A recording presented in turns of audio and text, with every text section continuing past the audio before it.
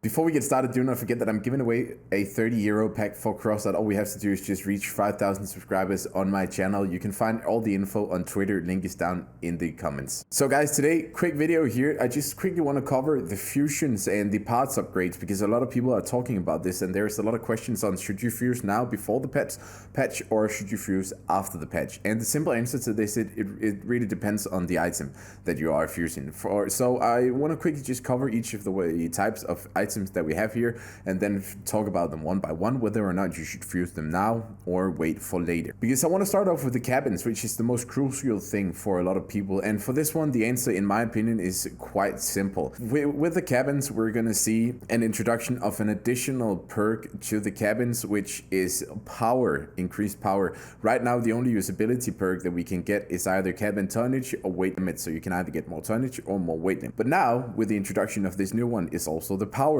perk. And basically the power perk affects your acceleration. How quickly can you accelerate? So does your build feel sloppy and slower? Does it feel fast and agile? Besides that, we're also going to get self-destruct bonuses like damage, explosion radius, and delay. On the self-destruct, then we're going to see durability, mass, and resistance to all damage. Now, it's very worth noting here for all new fusions that you are going to do, you will always be able to get one of each. So if you fuse now, you will get 2 additional perks for free for the items that has 3 fusion perks, and for the items that only have 2, you'll get 1 additional perk. So for the cabins, I don't see power as being very relevant, especially for the big builds. If you want to do a fast, agile, small hover, then you can to some extent utilize power also for fast, small wheel builds.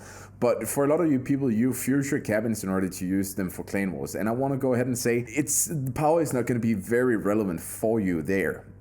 Might also be for 4 hovers if we see those builds again. Personally, I don't think we will anytime soon. So I would at any time rather have an icebox fuse for tonnage and then get 2 free perks. The reason that you want to do it now is because right now it's a 50-50. If you get one, if you get the wrong one, then you have to spend 2 more cabins and you can get the other one. But with the introduction of the additional perk, which is power, that percentage is going to be dropped to 33.3%. So you're going to have a 1 out of 3 chance instead of a 1 out of 2. And you know for sure that you're going to get the other fusion if you don't hit it the first time. You won't have that, certainty after the patch, since there is now 3 different things that you can get. So you can keep cycling between the 2 wrong ones. Fuse your cabins now before the patch hits. That's the best tip I can give you.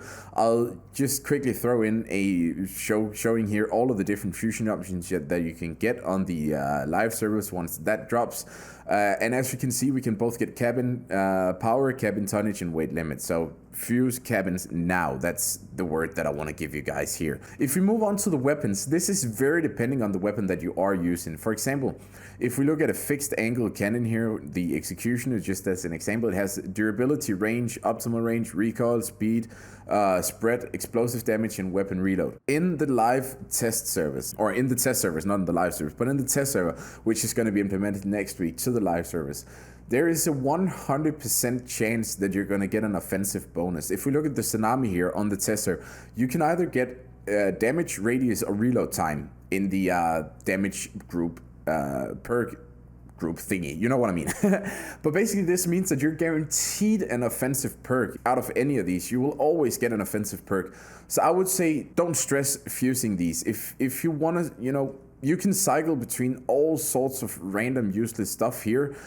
But when the test server goes live, then you're gonna see a 1 out of 3 chance to get the right damage perk that you want. And I would say if you get damage or explosion radius, those are equally good. Reloading time is very good as well, in my opinion, better than damage to some extent if you are playing offensively. So honestly, don't fuse them now, because I want to save you the trouble. You might get lucky and get explosion damage on your first hit if that's what you're going for, and then of course that's great because then you're secured it. But you don't. You will get it 100%. You will 100% surely get an offensive perk later on, so you don't have to stress doing it. It doesn't make a difference basically. So for weapons in general, I wouldn't stress it. Now, there are a few weapons in here. Can we actually find any one of these? I don't even know. Let's see. This, for example, the Wasp only has 3. Durability, weapon reload speed, or explosive damage. So the weapon reload speed and the explosive damage is both a part of the offensive group. So it's easier for you to get the exact one that you want here. So you could potentially go for it, but it's still a 1 out of 3, so you're not going to benefit all that much from it. Overall advice here for the weapons, don't stress it. You don't have to go for that weapon fusion immediately. For hardware, this is very depending on the item that you actually want. For me personally, I always want the thermostable or the cryocool when it comes to the shiver and the seal. And this is again a 50-50, and the other one is part durability. You are still going to get this modular effectiveness from the new fusion.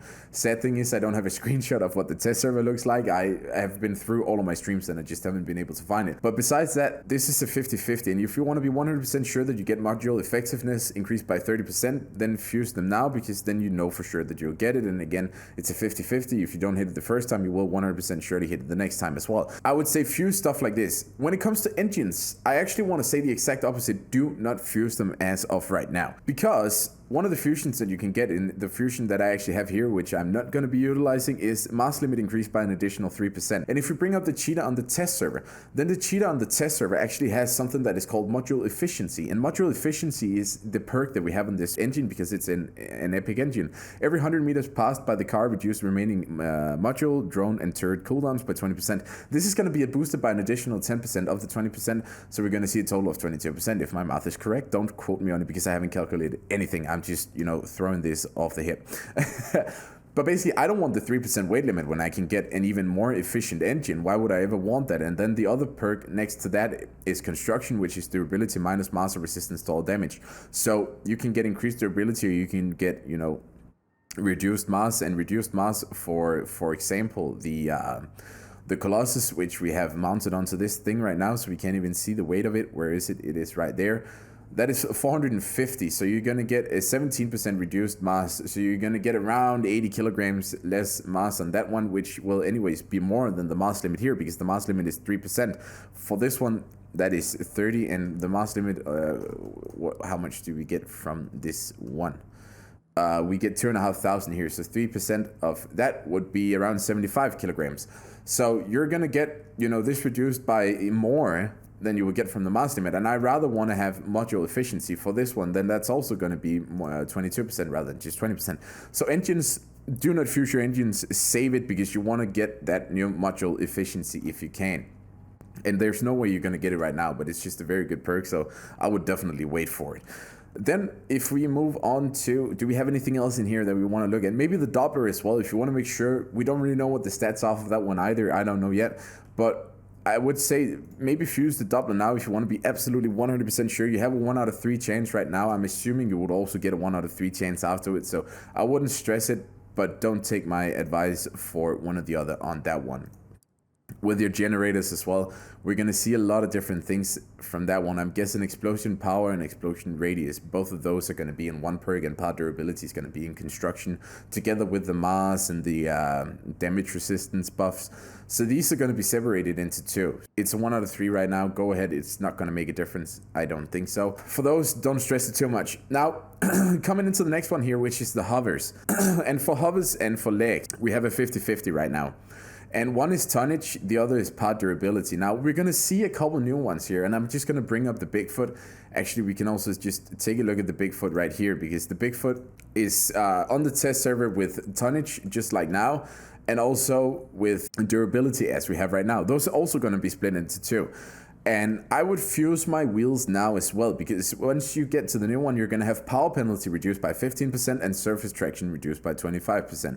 So if you want to get these for tonnage, do it now. These new ones are very interesting though, because the power penalty reduced by 15% could potentially, on a 10 hover build or on a 6 wheel build, make your build way more responsive. So I'm thinking that I would actually wait with these if you are not very, depending on the tonnage on your build. And if you have 10 hovers, then you already have a lot of tonnage and you don't want to get it too sloppy. So power penalty reduced, in my opinion, could potentially be quite good. Surface traction, I don't know how good I see that being. For hovers, for cannon hovers, especially if you play Tsunami, those could also be very good, but it's too early to comment too much about it. I'm going to do some testing when we get all of this, but I'm not sure if you can actually use it right now. Then we have the durability, we have mass and resistance to all damage. Both of these are going to be pretty good, or all 3 of these are going to be pretty good in my opinion. The durability will be great for, you know, wheels, for example, for legs and all of that stuff. Also resistance to all damage. That will really depend on how much base HP your thingy has, because, or will it? No. They will both do the same, won't they? Resistance to all damage and durability 10%. So you can add 10% to it, or you can reduce the damage that they take by 10%. So I'm assuming that durability might give you just a slight bit more. I honestly don't know. Do the math on it. We might do it later.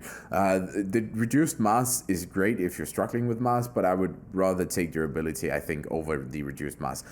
But for the wheels, if you're not looking for that extra tonnage, do wait until after the patch. And then we only have, you know, we don't really have any more left, because you don't want to sit here and fuse your decals, because you can't really do that, you know. So it's quite simple. If we look at the Lancelot, for example, that one is also 1 out of 3 right now. And these are, you know, you might get part durability, then you'll just get an offensive fusion later on, so those don't really matter too much. And there's not really much more to say about it, so I think we're just gonna end the video here. You know, it's just a short recap of what you can actually get. So guys, I really hope you could use this. I hope this answers some of your questions, because there has been a lot. And yeah, let's end the video here. See you guys in the next one. Bye bye.